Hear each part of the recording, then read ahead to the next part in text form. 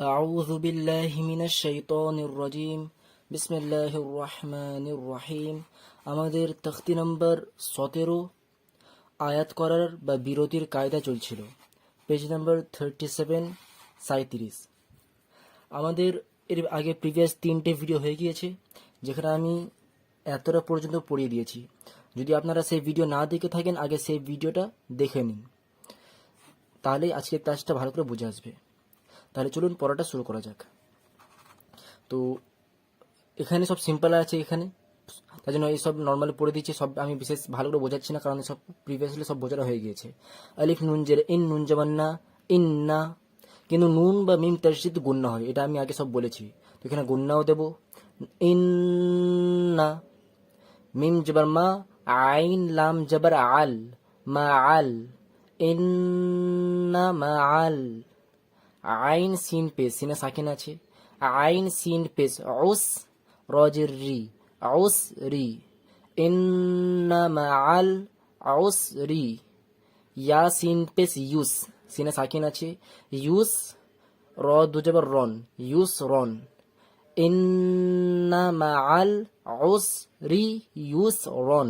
আগে সিম্পলি পড়ি, তারপরে আয়াতের কায়দা বলছি আমি। তো আরেকবার বলি, ইন্না মাআল উসরি ইউসরন। আরেকবার, ইন্না মাআল উসরি ইউসরন। এবার আমি কায়দাটা একটু মনে করাচ্ছি। আমি বলেছিলাম একে আয়াত বলে, আর আয়াত থাকলে থামতে হয়।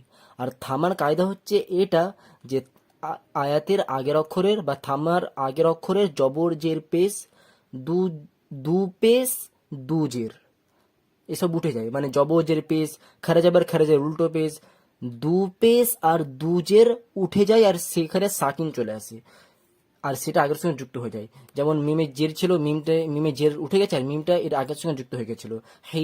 মিকে হিম, মিম যুক্ত হয়ে গেছিল। এখানে কি ছিল, আহাদুন ছিল, তো দালে দু পেশ উঠে গেছিল, দালটা তার আগের সঙ্গে যুক্ত হয়ে গেছিল, আহাদুনকে আহাদ, আহাদ হয়েছিল। আমি শুধু একটাই হারাকাত বাদ দিয়েছি, জবজের পেশ বলেছি, খারাজাবার উল্টো পেশ বলেছি, দু পেশ দুজের বলেছি, একটাই বাদ দিয়েছে, সেটা হচ্ছে দু জবর বাদ দিয়েছি। দু জবর থাকলে কি করতে হয় আজকে সেটা জানবো। আয়াতের আগে যদি দু জবর থাকবে আগে। আচ্ছা, এবার একটা কথা বলে দিই ভালো করে। আয়াতের আগের অক্ষরে জবজের পেশ দু জবর দুজের সব উঠে যায় বলেছিলাম, তাই তো। তো আয়াতের আগে তো এখানে আলিফ আছে। এবার আপনারা ভাববেন আয়াতের আগের অক্ষরে হারাকাত জবজের পেশ সব উঠে যায়, তো আয়াতের আগে আলিফ আছে, এই আলিফে তো জবজের পেশ কিচ্ছুই নেই, তাহলে কি হবে? তাহলে এবার এখানে কথাটা ভালো করে শুনুন, যেটা বলতে চাচ্ছি। আয়াতের আগের অক্ষর মানে কোন অক্ষরকে বোঝায় জানেন? আয়াতের আগের অক্ষর মানে সে অক্ষরকেই বোঝায় যে অক্ষরে প্রথম জবর জের পেশ কিছু একটা আছে, একে বলে আয়াতের আগের প্রথম সে অক্ষর। আরেকবার বলছি, আয়াতের আগের অক্ষর তাকে বলে যেখানে প্রথম জবজের পেশ কিছু একটা আছে, সাকিন হলেও চলবে, তাসদিদ হলেও চলবে, কিছু একটা আছে। এবার দেখুন, এই আয়াতের আগে মিম আছে, মিমে জবজের পেশ সাকিন তাসদিদ কিছু আছে, হ্যাঁ মিমে জের আছে, তাহলে আয়াতের আগের অক্ষর হচ্ছে মিম। এখানে দেখুন আয়াতের আগে আলিফ আছে, আলিফে জবজের পেশ, খারাজের উল্টো পেশ, দু জবর দুজের দু পেশ, সাকিন তাসদিদ, আলিফে কিচ্ছু আছে? আলিফে কিচ্ছু নেই, তাহলে আয়াতের আগের অক্ষর আলিফকে বলা হবে না।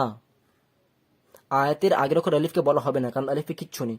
আলিফে কিচ্ছু নেই, তো আলিফটা ক্যান্সেল। আলিফের আগের দেখুন, আলিফের আগে র আছে, রয় কিছু একটা আছে, হ্যাঁ রয় দু জবর কিছু একটা আছে, এর মানে আয়াতের আগের অক্ষর আলিফ নয়, আয়াতের আগের অক্ষর হচ্ছে র। বুঝতে পেরেছেন? তো আয়াতের আগের অক্ষর তাকে বলা হয় যেখানে জবর পেশ সাকিন তাসদিদ কিছু একটা থাকবে, ঠিক আছে? তো এখানে তাহলে জানতে পারলাম এই যে আয়াত পড়লাম আমরা এক্ষুনি, এই আয়াতের আগের অক্ষর কোনটা? এই আয়াতের আগের অক্ষর হচ্ছে আলিফ নয়, এই আয়াতের আগের অক্ষর হচ্ছে র। আমরা র কে নিয়ে ভাববো এবার কায়দাগুলো, ঠিক আছে? এবার শুনুন, আমি বলেছিলাম যে আয়াতের আগের অক্ষরের জবজের পেশ, খারেজের উল্টো পেশ, দু পেশ দুজের উঠে যায়, আর সেটা তার আগের সঙ্গে যুক্ত হয়ে যায়। কিন্তু এখানে তো দু জবর আছে, শুধু দু জবর থাকলে একটু আলাদা কাজ করতে হয়। কি করতে হয় বলছি শুনুন। যদি এটা শুধু দু জবরের ক্ষেত্রেই এই রুলটা ফলো হবে, আর কোন জিনিসটার ক্ষেত্রে এই রুলটা ফলো হবে না, ঠিক আছে? শুধু দু জবরের ক্ষেত্রে কি রুল বলছে শুনুন।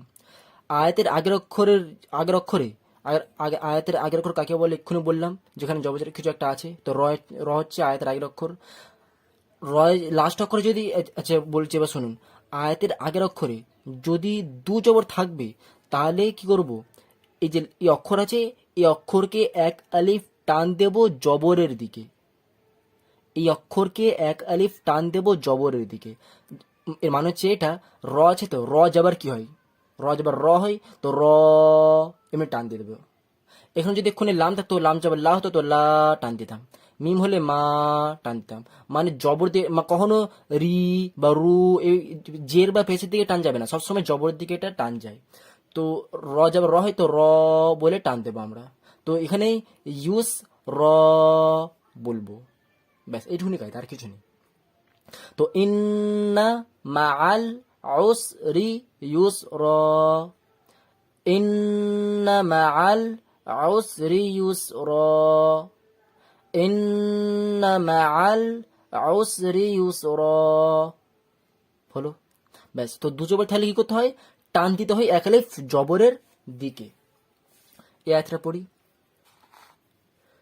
ফা ইয়াজের ফি, হা আলিফ জবর হা, ফিহা, আইন ইয়া জবর আই, নুন দু পেশ নুন, আই নুন, ফিহা আই নুন, জিম আলিফ জবর জা, রজের রি, জারি, ইয়া জবর ইয়া তা দু পেশ তুন, ইয়াতুন, জারিয়াতুন, ফিহা আইনুন জারিয়াতুন। আগে সিম্পলি পড়ি, তারপর আস্তে আস্তে কায়দার দিকে আগাবো। ফিহা আইনুন জারিয়াতুন। ভিডিও পজ করে আগে নর্মালি পড়ুন, তারপরে এবার কায়দা দেখুন। তো এখানে দেখুন কোনো কায়দা মিস হচ্ছে এখানে। আমি বলেছিলাম ইকফা কায়দায় আমরা পড়েছিলাম যে নুন সাকিন বা তানউইন, তানউইন কাকে বলে, দু জবর দু জের দু পেশকে তানউইন বলে। তো নুন সাকিন বা তানউইনের যখন যদি কোনো অক্ষরে থাকে তাহলে তার পরের অক্ষর দেখতে হয়, যদি পরের অক্ষর ইকফা অক্ষর হয় তাহলে এখানে ইকফা করতে হয়। তো এখানে তো তানউইন আছে, দু পেশ আছে, তো এখানে তার পরের অক্ষর দেখবো। জিম আছে, জিম কি ইকফা অক্ষর, তাছাড়া জিম, এই তো জিম একটা ইকফা অক্ষর, তাহলে এখানে ইকফা হবে। সব কায়দা আমি ইকফা কায়দায় বলেছিলাম, ঠিক আছে, তাকে নাম্বার 10 না 11 কথা ছিল ঠিক মনে নেই। তো ইকফা কায়দা এই সমস্ত কায়দা আমি বলে দিয়েছি। তো ফিহা এখানে তাহলে ইকফা হবে, আই নুন, নুন নুন দু পেশ নুন হয়, তো নুন বলে ধরে রাখবো, নুন, ফিহা আই নুন, জিম আলিফ জবর জা, র জারিয়াতুন, ফিহা আই নুন জারিয়াতুন, ফিহা আই নুন জারিয়াতুন। এবার এখানে ওয়াকফের কায়দা দেখি। সিম্পল কায়দা, সেম কায়দা, যে আয়াতের আগের অক্ষরে জবজের পেজ এসব উঠে যায়, তো দু পেজ উঠে যাবে। দু জবর থাকলে কোনো টান দিতাম, কিন্তু দু জবর তো নেই এখানে, দু পেজ উঠে যাবে। আর এই লাস্ট অক্ষরটা আগের সঙ্গে যুক্ত হয়ে যায়, তো তাটা ইয়ার সঙ্গে যুক্ত হবে, ইয়া তা জবর ইয়ত, এটাই হতো হওয়ার কথা, তাই না? তো ইয়া তা জবর ইয়ত, জারিয়ত, এটা হওয়ার কথা। এবার দেখুন একবার পড়ি তারপরে বলছি। ফিহা আইনুন জারিয়াত, তো জারিয়াত হওয়ার কথা, এসব উঠে যাবে, এটা যুক্ত হয়ে যায়, কিন্তু এখানে জারিয়াত হবে না, এখানে জারিয়াত হবে না কেন? এটা হচ্ছে লাস্ট কায়দা, এরপরে কোনো কায়দা বলবো না, ঠিক আছে? বেশি কায়দা বলছি আপনার বুঝতে পারছি আমি। তো দেখুন এটা লাস্ট কায়দা, কি কায়দা, এই যে তা আছে জারিয়াত বলছে, এখানে জারিয়াত হবে না, কেন হবে না বলছে, এবার মন দিয়ে শুনুন।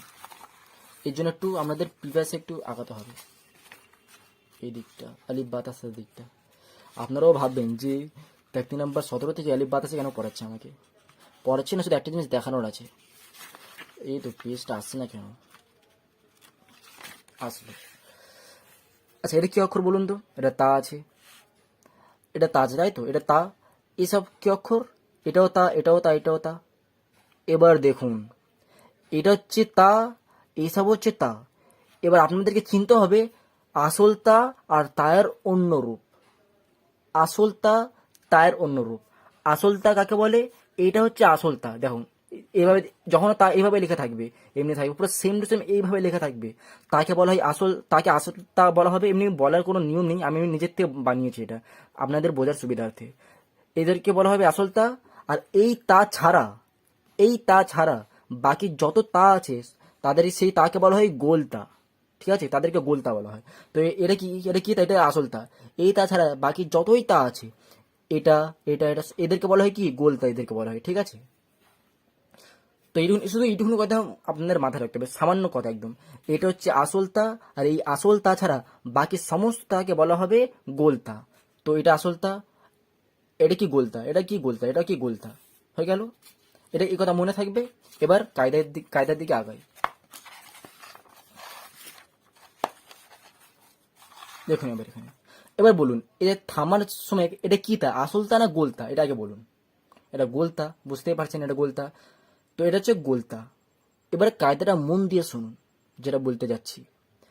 যেখানে থামছি, থামার আগে যদি গোলতা থাকবে, গোলতা, তার সেই গোলতাটা তা থাকবে না, আর সেই গোলতাটা হা হয়ে যাবে।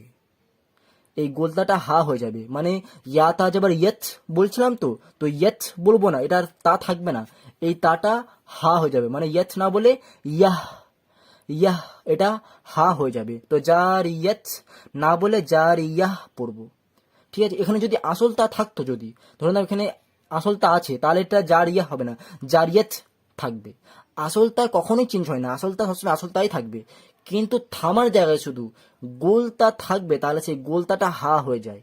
তো এখানে জারিয়াতকে জারিয়াহ বলবো। ঠিক আছে, তো ফিহা আইনুন জারিয়াহ, ফিহা আইনুন জারিয়াহ।